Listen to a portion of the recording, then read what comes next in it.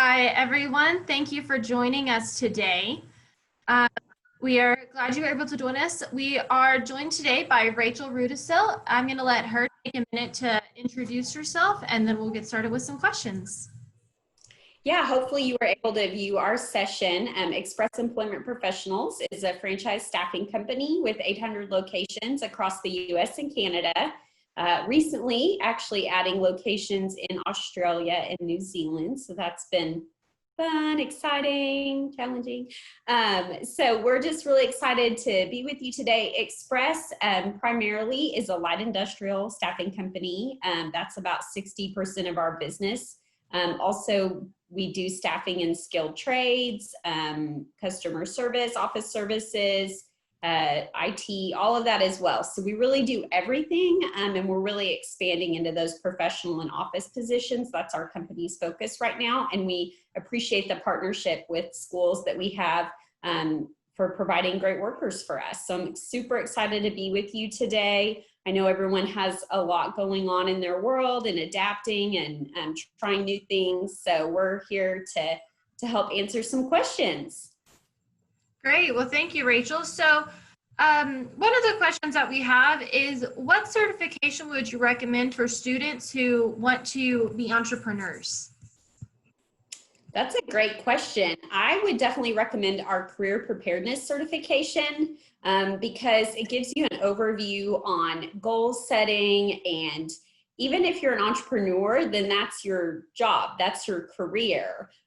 So I think organizing, a growth and development plan, and depending on the business that you want to open, there may be certain educational components to that would still have to be, planned for. For example, if you're going to even be like a plumber or an electrician, I mean, you're an entrepreneur, but you also have, you're a plumber as well. So I think just everything you would get out of the career preparedness certification would help kind of open up that door. And I know there are some schools now that are offering entrepreneur classes, which is an area that, I would say 10 or 15 years ago, we didn't see as much. There's actually a university, I think in Ohio, that even offers a franchise ownership degree, which is, really interesting.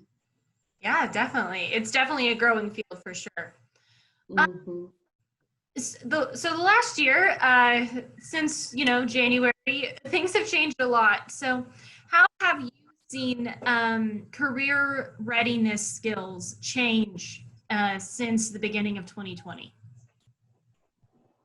So I think one thing that, we try to look for rainbows in this situation, and people have had time to expand their skills, maybe learn new skills. So I know at Express, we have a program called Express Learn, where we offer some short, not a certification, but just some short development courses that our associates, people that work for Express, can take to expand their skills. And we have seen a huge increase in participation, not only in our franchises promoting that as an opportunity to people, but taking advantage of that opportunity. So I think in some ways, some of us have more time than we've had on our hands before because of activities being canceled. I'm a little jealous of those people because I feel like our jobs have been a bit busier and I've had less time on my hands. But yeah, I think that is something, the opportunity to learn something new, and stuff that's never been offered virtually is now offered virtually. So sometimes there might have been a barrier to a particular type of training you wanted, and now that barrier's gone, so I think that's really exciting. Yeah, definitely. So we had a question about, you mentioned in your presentation about students entering the workforce later, people finding jobs later in their life. Mm-hmm. So how has the delayed work experience changed workforce readiness skills? Yeah, unfortunately, it's exactly as it sounds. That workforce readiness isn't there. Express is actually releasing a white paper later this month on education and skills for the workplace, and how education is having to compensate to teach some of those workforce readiness skills actually within a school environment, because that on the job learning is just not there anymore. Yeah, definitely. Um, so when we have a few questions about the industry certification.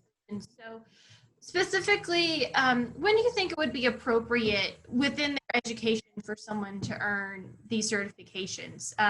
Should they wait until they're, juniors or seniors? When is it most appropriate for someone to earn these certifications? Yeah, I definitely think I would say sophomore and up would, in my opinion, be good. Express is fortunate enough to be part at our headquarter office. We're partnered with a school that integrates work-based learning. So all of the students in that school actually work 1 day a week in a business. So I think that started at 9th grade. And I think we did notice a difference between the 9th graders and the 10th graders. Now that's a generalization. I've never been in a classroom. And so I think obviously every kid is different. But I would say if you started, and there is some time to the certifications. So depending on how it's structured in your classroom and the type of access the student has, it could easily take them, a full school year to earn. Maybe in some cases, I did here in the Oklahoma City area where I'm located, I know some schools were kind of taking almost 2 years to go through the full program because they had other things going on. So if you thought about that, I mean, if you started your senior year, it might be kind of hard to fit it in, just depending. So yeah, I would say 10th and up, but obviously 11th and 12th is ideal because that's when you're really getting ready. And the 2 certifications Express offers, business office technology and career preparedness. I would start maybe even with business office technology because that's like a skill that they could even use right away. Whereas career preparedness is more of an intellectual study. It's like not as brass tacks, so to speak. So yeah, they may even be able to do some work in the summers or evenings or something like that with the skills they learn in the business office technology certification. Definitely. So I think we only have time for one more question. So in your presentation, you talked a little bit about the express franchises that have become involved within their local school districts and how that can increase student motivations to earn certifications. So what advice would you give educators about reaching out to their local express offices?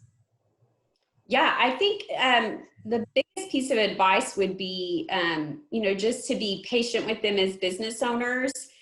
They do want to invest in your community and help your students, but depending on their bandwidth at any given time, they may have to schedule something with you. So anytime if you're wanting to ask them to do like a Zoom with your students or, eventually come be in the classroom, just giving them as much advance notice as possible. So that they can plan for that and staff accordingly in their business. That would be my one big tip. Thank you. Well, unfortunately, we are out of time. I know that there are some questions that we were unable to get to. We'll be providing additional resources as well as answers to some of these questions that we didn't get to within the conference platform as well as some other places. For those of you who are using the point system or using CTE Inspired for professional development, it's going to be very important that you enter the session code for this session in order to receive your credit, which I'm fixing to include in the chat. So if you all just give me one moment, I will type it in here. And if you guys have any questions about the Express Industry certifications or the other certifications hosted on ICEV, I would encourage you to visit the ICEV website so you can learn more about those certifications. And Rachel, thank you for joining us. It is a Thank you. in your industry. So we appreciate you taking the time to visit with us and let educators learn more about your industry certifications. Yeah, thanks so much. You guys have a wonderful conference. Thank you. Be sure to get that code, guys, and tune in for the rest of the sessions today. Thank you.